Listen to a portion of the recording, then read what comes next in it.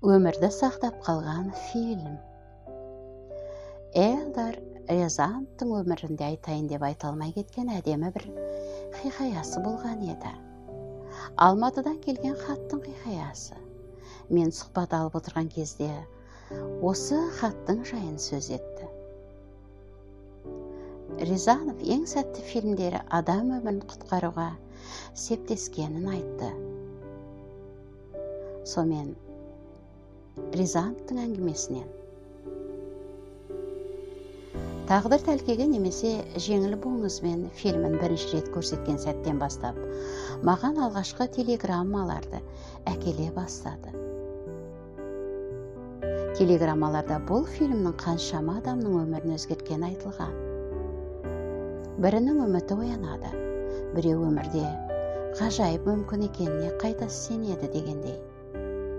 Өмірмен қоштасқысы келген әйелдің хаты болды. Ол дәрісін дайындап, қоштасу хатын жазып қояды, бірақ экранда тағдыр тәлкегі болып жатады. Теледидарды өшірмек болып тұрып, бірнеше секунд назарын салады. Содан ақыр аяғына дейін көріп шығады да, өлімнен бас тартады. Осындай ауыр қадамға бара жаздаған үшін кешірім сұрап маған хат жазады. Оны бұл қадамнан тағдыр тәлкегі құтқарған екен. Бірде Алматыдан тағы хат келді. Мұнда алғыс айтылған. Бейтаныс әйел Татьяна Григорьевна былай деп жазады. Аса құрметті Элдар Рязанов, сіздің фильм менің ұлымның өмірін сақтап қалды. Сөйтіп өзінің хикаясын бастан аяқ баяндапты. 20 жыл бұрын не істерімді білмедім. Менің 5 жасар баламның жүрегіне ота керек еді. Ал институт Новосібір қаласында. Өзім баламен Алматыда тұрамын. Институтқа қалай хабарласып ақпар аларымды білмедім. Ол кезде интернет жоқ, электронды пошта жоқ. Алдымен менің баламның науқасына ота жасайтын дәрігердің аты жөнін білуім керек еді. Сосын оған кезекке жазылуым қажет. Есім шықты, балам ажал аузында. Содан хат жазатын идеяны тағдыр тәлкегін көргенде таптым. Осы фильмді көріп отырғанда санама сарт етті. Әр қалада бар мекен-жайларға хат жіберсем қайтеді деп ойладым. Татьяна Григорьевна 3 хат жазыпты. Бірін Ленин көшесіне, келесісін Мир көшесіне, үшіншісін Правда көшесіне. Тағдыр тәлкегінде айтылатын басты мағынаны жетекке алған. Советтік қалалардың бәрінде болатын көшелерге хат жазған.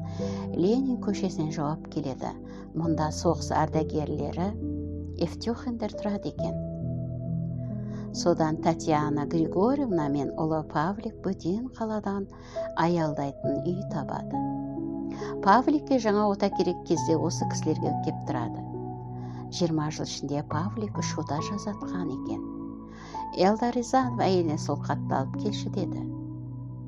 Мен хатты ұзақ іздеп қалар деп ойлап ем, олай болмай шықты. Шыны керек, оған көрермендер өте көп хат жазатын. Хап хат келетінін бәрі айтатын.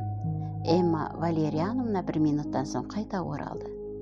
Элдар Рязанов бұл хатты ең қымбат жәдігердей сақтап кепті.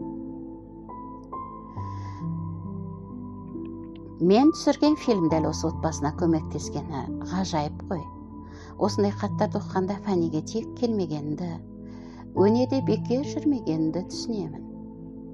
Хатта сол отбасының мекен-жайы тұр. Бір күні болмаса бір күні бар осы отбасы туралы репортаж жасаймын деп ойладым. Бұл ғажайып туралы репортаж болар еді. Интернеттен телефондарын тауып, Рождество кезінде ұшып бардым. Павел мен анасы Татьяна Григорьевна жақсы қарсы алды. Тіпті шампан ашты. Қайткенде де жаңа жыл ғой. Мен телефонда Элдар Рязановты тердім. Баласының өмірін сақтап қалуға көмектескен адаммен телефон арқылы болса да сөйлессін дедім. Татьяна Григорьевна телефон тұтқасын ұстап тұрып бір жылап алды. Алдымен сіздің сосын киноңыздың арқасында балам 20 жылдан бері аман сау. Жаңа жыл басталарда міндетті түрде тағдыр тәлкегін көреміз. Көрген сайын сізге шын жүректен алғыс айтамын. әр қалада осындай көшелердің болғаны қандай жақсы еді. Сасып қалған Елдар Александрович оған жауап қатты: менің түк қатысым жоқ. Өзіңіз алғыр әрі тапқыр көрермен боп тұрсыз ғой.